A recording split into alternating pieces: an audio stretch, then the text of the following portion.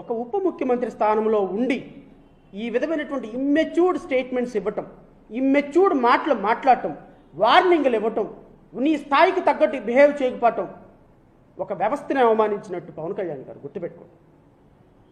It's not correct.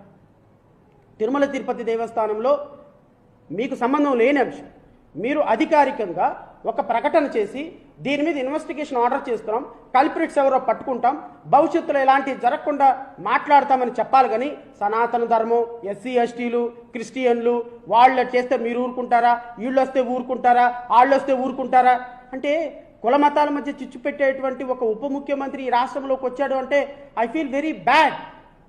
మీలాంటి వ్యక్తులుగా ఈ రాష్ట్ర ప్రజలు ఓట్లేసిందని నిజంగా ఐ ఫెల్ట్ వెరీ బ్యాడ్.